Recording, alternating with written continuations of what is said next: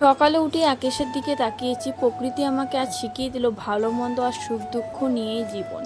এই যে দেখো, এক সাইডে আকাশটা খুব সুন্দর হয়েছে আর এক সাইডের আকাশে মেঘ ঘন হয়েছে, কখন যেন বৃষ্টি আসে। বন্ধুরা, good morning, welcome back to my channel. আশা করি তোমরা সকলে খুব ভালো আছো এবং সুস্থ আছো, কিন্তু আমি একটুও ভালো নেই। তার কারণ একটাই, দুই ছেলের মধ্যে এক ছেলে ভীষণ অসুস্থ আর এক ছেলে একটু সুস্থ আছে। কিন্তু এক ছেলের যেহেতু অসুস্থ হয়েছে আর এক ছেলে অসুস্থ হতে বেশি দেরি নেই, দুজনেই প্রায় প্রত্যেকবারই এরকম হয়, একজন অসুস্থ হলে আরেকজন অসুস্থ হয়েই পড়ে। দুজনকেই মা ওইদিকে নজর দিচ্ছে আর আমি উঠোনটা এদিকে ঝাড় দিতে এসেছি, কারণ সারাটা দিন কয়েকদিন থেকে আমি একাই সামলাচ্ছি। তার উপর এক বোন টিউশন, এক বোন রান্নাবান্না করে, একজন স্কুলে যায়, আর মা তো 2-3 দিন থেকে পাট ধুতে যাচ্ছে। একাই সামলাচ্ছি, বাবা একটু নেয় আর একজন না একজন বাড়িতে থাকে। তাই সারাদিন বাচ্চা সামলাতে সামলাতে ইচ্ছে করে না, বাচ্চা সামলানোটা মনে হয় বেশি কঠিন, তার থেকে কাজ বাজ করলেই শরীরটা সুস্থ থাকে। মাকে বললাম তুমি একটু দেখো, তাই মা আর কি দুজনকেই দেখতেছে। বছর বন্যা তো ওইদিকে হয়নি, কিন্তু প্রত্যেকদিন দুপুরবেলা একদম বৃষ্টি আসছে আর বৃষ্টিতে না ভালোও লাগছে না।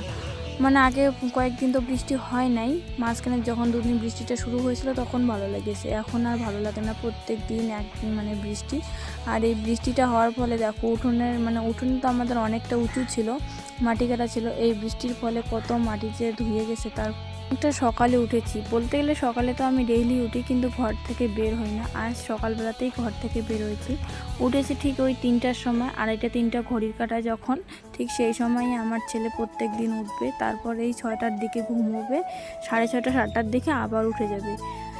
বাটি দুটো, থালাটা আর চামচ দুটো বের করলাম মাজার জন্য। কলপারে এসে দেখি কয়েকটা বাসন রয়েছে, তো সব কিছুই মেজে নিলাম। আসলে সকাল তো হয়ে গেছে, আর এই যে কিছুক্ষণ বাদেই উঠবে, ওদেরকে তো খাওয়াতে হবে। আর আমি না এখন শুনেছি আর কি সবার মুখেই যে কাঁসার থালা বাটিতে খাইলে নাকি রোগ ব্যাধি কম হয়।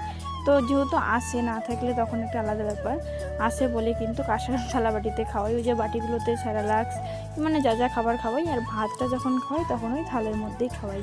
তো দেখো, মাজতে এলাম তো 2টো বাসন, কিন্তু হয়ে গেল এক গাদা বাসন। এই যে সবগুলো এখন ঘরে আনলাম, ঘরে এসে আবার দেখি বাসন নেই বলতেই চলে, গ্যাসের ঘরে হয়তো বা কয়েকটা বাসন আছে। এই যে কাঁসার বাটি দুটো নিলাম, থালাটা নিব, চামচ দুটো, এগুলো আমার ছেলের যেখানে সব কিছু থাকে, জল বলো খাবার বলো, দুধের সবগুলো ওই একখানেই রেখে দিই। তো গ্যাস দিয়েছিলাম বড় ছেলেকে, তাই গ্যাসটাও বের করানোর আছে, আর গ্যাস যদি বের করা থাকে অনেকটাই ধুলো জমে যায়, তাই আর কি ওটাও সরিয়ে রাখলাম।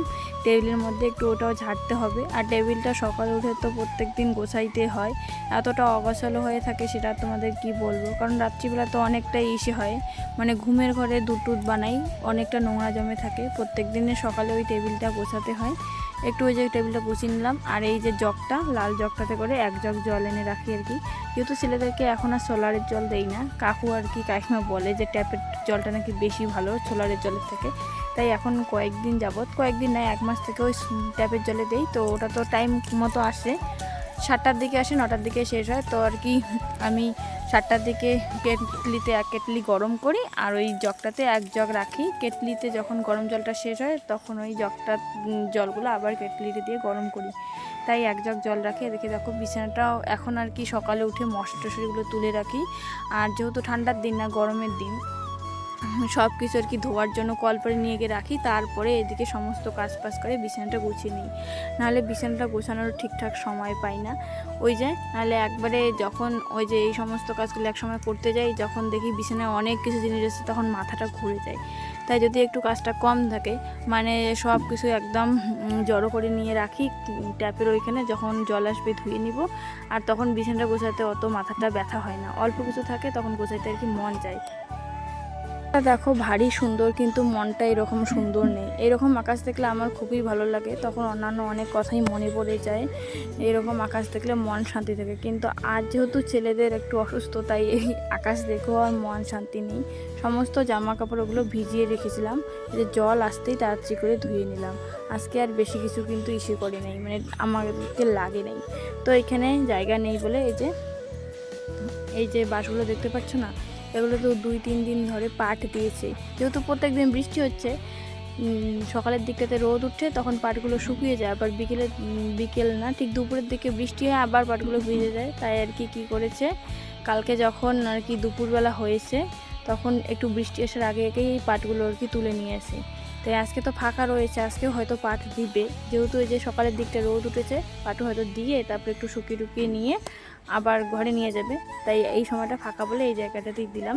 আর ওইদিকে না গাছের পাইকার এসেছে, এই লাউ কুমড়ো শাকগুলো এনে দিল। কয়েকদিন থেকে লাউ কুমড়ো শাকটা খাওয়া নেই, মার আর কি ভীষণ পছন্দের একটা শাক লাউ কুমড়ো, তাই এগুলো আর কি বেচবো এখন। কি চাও কি ডেলি আমার ঘরে তুমি আসো কেন আসো? না না না না না, যাও যাও যাও যাও যাও, বেরিয়ে যাও। 3 দিন আগে যখন ঘরটা ডিপ ক্লিন করেছিলাম তখনই এই যে 2-3 জোড়া জুতো বের করে নিয়ে এসে, এই জুতোগুলো ভীষণ পরিমাণে নোংরা হয়েছে অনেক দিনের এই জুতোগুলো। তবে জুতোগুলো এখনও ভালো আছে, আমি হয়তো কোনো জুতো 2বার পরেছি 3বার পরেছি, তো 2-3 জোড়া জুতো বের করেছি যে ধুয়ে দেবো। কিছু জুতো তো আমার বোন আবার ফেলেও দিয়েছে, যেহেতু আমি নেই আর জুতোগুলো ব্যবহার করা হয়নি। এক জোড়া হচ্ছে আমার বিয়ের জুতো, তো জুতোগুলো একটু নষ্ট হয়ে যাচ্ছে, তবুও কিন্তু আমার খুবই শখের ওই জিনিসটাকে, আমি চাই না নষ্ট হয়ে যাক। এই জুতোগুলো আর কি ভিজিয়ে রাখলাম। আর এদিকে ছেলেরা দুপুর হয়ে গেছে না, ছেলেদের অনেক কয়েকটা জামা যেগুলো গায়ে ছিল ওগুলো খুলে নিয়ে এই যে সার্ফের জলে ভিজিয়ে রাখলাম, স্নানের আগে ওগুলো আর কি ধুয়ে নিয়ে শুকোতে দিয়ে তারপর স্নানটা করব। তো বন্ধুরা এখন হচ্ছে স্নান করলাম, স্নান করে ছেলেদেরকে খাওয়াইলাম। খাওয়ানোর পর একজনকে অক্সিজেন গ্যাস দিলাম। সত্যি আমার ভাগ্যটা এতই খারাপ, আমি সত্যি বলতে পারছি না। আমার ছেলেরা যখন হয়েছিল তখন ওরা মোটামুটি সুস্থ ছিল, কোনো রকমের অসুস্থ ছিল না, শুধুমাত্র একটু ওয়েটটা কম ছিল বলেই এটা নিয়ে একটু সমস্যা ছিল। তারপর থেকে 2 মাস অবধি আমি কোনো রকম চিকিৎসা করাইনি, কিন্তু যেই না 2.5 মাসে পা দিয়েছি তখন থেকে এই যে কাশিটা সর্দিটা ওদের বুকের মধ্যে জাস্ট লেগে রয়েছে সারা, ওই যে 2-2.5 মাস পর থেকে ওষুধ খাওয়ানো চালু হয়েছে, এখনও পর্যন্ত শেষ হচ্ছে না। 1-2 দিন ভালো থাকে তো অপর দিনে 3 দিনের দিনেই বেড়ে যায়। তো কালকে তো আমি ওই যে ভ্যাকসিন খাওয়াইতে নিয়ে গেছে, ওইখানে খাইয়ে আসার পর বাড়িতে এসে থেকে একটু সর্দি, তারপর রাত্রিবেলা আর ঘুমাইতে পারিনি, ভীষণ কষ্ট হয়েছিল।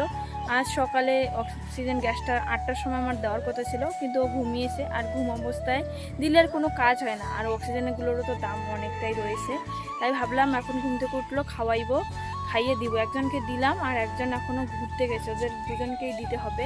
এরকম করে ডক্টর কিছুদিন আগে দেখাইলাম, তখন বলছে কি 2.5 মাস 3 মাস অবধি চালাইতে হবে। তো আমি নিজেই বাদ দিয়ে দিচ্ছি, ভেবেছিলাম যে হয়তো বা ঠিক হয়ে যাবে, অক্সিজেন গ্যাস ছাড়া ওষুধটা না কন্টিনিউ চলতেই থাকে, কিন্তু এখন মনে হয় গ্যাসটা আমাকে দিতেই হবে। তো যাই হোক, কপালে যেটা থাকবে সেটাই হবে, আমার ডিউটি আমি করতেই থাকি। কিন্তু সত্যি কথা মন থেকে বলছি, আমাকে গ্যাসগুলো দিতেই ইচ্ছে করে না, এত কান্নাকাটি করে ছেলেরা। যখন কান্নাকাটি করে তখন নিজেরই কেমন কান্না পেয়ে যায়, একদম নিজের কোলে বসিয়ে গ্যাসটা দেই, তখন বুঝি হ্যাঁ কষ্টটা কাকে বলে। নিজে যদি একদিন দিতাম তাহলে হয়তো কষ্টটা আরও কাছ থেকে দেখতাম, কিন্তু ওদেরকে বসাই, ওরা হাত পা এরকম ছড়াছড়ি করে, তবু ওদেরকে দিতেই হবে বাধ্য মতন। সবাই কিন্তু আমাকেই বকাবকি করে যে দিস না, কিন্তু আমাকে বকাবকি করে তো কোনো কিছুই হয় না। ওই যে ওদের সুস্থর জন্য এটুকু কষ্ট করতে যেতে, চলো দেখা যাক কী করি। ও হ্যাঁ, এদিকে আসছে আমাদের ওইদিকে শুকর, চলো দেখাই, অনেকগুলো শুকর এসেছে। আর দেখো কি চলে আসছে, এগুলো পশু খাওয়ার না, এগুলো পশু না খাওয়ান, এখানে করে আমরা করে লতা তুলি, দেখো তো খাওয়ারে নেকছে। হ্যাঁ, আমরা লতা তুলি, এগুলো আর লতা তুলি এনা করে কচুর টাটা খাই। এবার ওই যে দেখেন না, আগের বারে খাওয়ার দিনে ওই যে ওই সাইডে আছে, এতগুলি আনছেন এখানে করে আমরা না করে খাই। এখানে আমার গাড়া কচু, এখানে খাওয়ার না, এখানে আমার গাড়া কচু, কিন্তু হ্যাঁ এখানে আমার গাড়া কচু।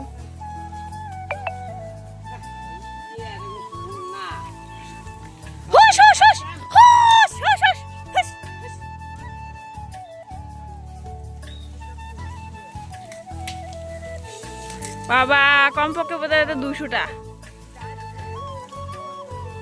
সবগুলো ছাগল পালাইছে, সবগুলো ভয় পাইছে ছাগলগুলা। তো দেখো বন্ধুরা, কতগুলো শুকর এসেছে আমাদের এদিকে, এইভাবে চড়ায় চড়িয়ে খাওয়ায়। 2-3 জন মিলে আসে।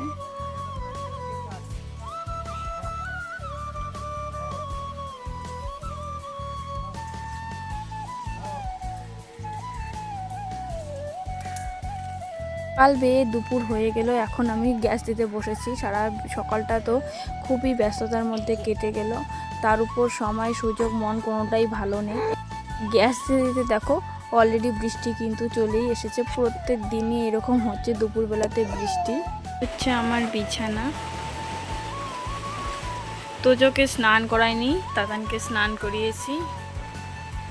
এই যে ঝিরিঝিরি বৃষ্টি, আর ওদের খেলনার জিনিস, পাউডার, ক্রিম, তারপরে ওটা কি লোশন, এই পুতুল, তারপরে যে দুধের বোতল যে খায় সেই বোতলের এই মুখাটা করে, এগুলো হচ্ছে ওদের খেলনা। আমার বিছানায় বর্তমানে এগুলোই পাওয়া যায়। আর এইদিকে আমার অবস্থা পুরো একদম পাগলি, কিছু বলার নেই, সময়ই পাই না নিজেকে গোছানোর। ওকে একটু সাজিয়ে গুছিয়ে দিলাম, একে তো তবুও পারছি না, শরীরটা অসুস্থ বলে। ওই পুতুলটার আবার দেখো একটা জিনিস, মাথা নেই। এই যে পুতুলটার মাথা নেই, এই পুতুলটা অনেক দিন, আমার বোন তখন ছোট, এখন ও ক্লাস 7-এ পড়ে, এখনও কিন্তু পুতুলটা দিয়ে খেলা করা যায়। আর এই অসম্ভব বৃষ্টি, প্রত্যেক দিন দুপুরবেলা একটু একটু করে বৃষ্টি আসে, ওই 2-2-2:30 বাজে বৃষ্টিও আসে। আজকেও ঠিক একই টাইমে বৃষ্টিটা আসলো, কতক্ষণ থাকবে জানি না। ওই দেখো তাতান আঙ্গুল চুষতেছে, তো যে ওইদিকে খেলতেছে।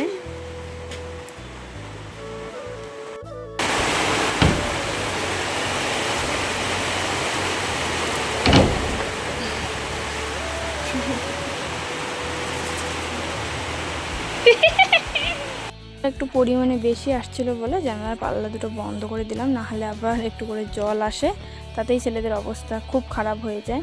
বৃষ্টিটা কমার পর ওরা দুজনেই খেলা করছিল, আর অনেকটা সময় কেটে গেছে, তারপর মনটা এতটাই আবার খারাপ হয়ে গেল যে ছেলেদের এখনও আমি ওষুধ আনি নেই, কিছু আনি নেই। তার উপর ওষুধ আনতে গেলে না তো 2 টাকায় হয়, অনেকটা টাকার দরকার। তাই চুপচাপ এখানে বসে আছি, আর মনটা ভীষণ সত্যি খারাপ।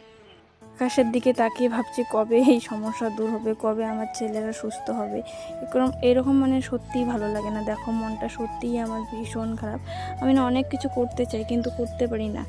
সত্যি যদি আমি একটা কাজ করতে পারতাম। এই দেখো সত্যি কিছু কিছু সময় আছে না, ভাবতে ভাবতে চোখে আবার জলও চলে আসে। তো কবে এই দিন যাবে সত্যিই ভাবতে পারি না। তারপর আসছিলাম একটু হাঁটাহাঁটি করতে, আর আমারও শরীরটা ভীষণ পরিমাণে খারাপ হওয়াতে মুখটা কেমন একটা হয়ে গেছে, তাই ভাবলাম কিছু ঝাল ঝাল খাবো, কিন্তু ঘরে সেরকম ঝাল জিনিস পাইলাম না। তাই এই রুটিটা বানাচ্ছি, মানে চিনি দিয়ে। এই রুটিটা খেতেও আমার ভালোই লাগে, 3-4টা মতন বানিয়েছি। প্রথমে একটু চিনি দিয়ে তারপরে রুটিটা বেলে আবার এসে করলাম। তারপর একটাতে আবার কি করেছি, শুধুমাত্র চিনি, মানে যা এরকম করে আলু পরোটা বানায়, মানে আটার ডোতে চিনিটা ভরে তারপর গোল করে আবার বেলে নিয়েছি। এরকম করে 2-3টে রুটি আর কি বানিয়ে নিলাম। ভেবেছিলাম যে সব কয়টা হয়তো খেতে পারবো, মুখটাই একটু এইরকম হয়েছে, মনটাও ভালো নাই, খেয়ে নেবো। সত্যি কথা বলতে খেতে পারি না, ওই এই রুটিটাই কেবল খেয়েছি। তো এরকম করে যখন মন চায় তখন মানে অনেক কিছু করি মন ভালো করার জন্য, রুটি বানাই, মানে যা আমার যেটা করলে মনটা ভালো হবে। কিন্তু সত্যি কথা কি সবসময় এসব করেও মনটা ভালো হয় না। যে কয়েকটা তো বানিয়েছি, এখানে 3টে মতো নিয়েছি, ভেবেছিলাম যে 3টাই খেতে পারবো। আর দেখো প্রথমে যে এই রুটিটা বানিয়েছি চিনি দিয়ে, তারপর রুটিটা মানে মোমোর মতন করে যে স্টাইলে বানিয়েছি, এত সুন্দরভাবে রস ভরে গেছে, মনে হচ্ছে রসে ভরা। তো এই রুটিটাই শুধুমাত্র খেয়েছি, আর ভীষণ টেস্টি হয়। তোমরা যারা মানে খেয়েছো তারা কমেন্ট করে অবশ্যই জানাবে, আর যারা খাওনি তারা সত্যি একদিন বানিয়ে দেখতে পারো, ভীষণ পরিমাণে টেস্টি হয়। তো আজকের ভিডিওটা এই পর্যন্তই। ভিডিওটা কেমন লাগলো কমেন্ট করে জানাতে একদম ভুলবে না। দেখা হবে নেক্সট ভিডিওতে। Bye bye.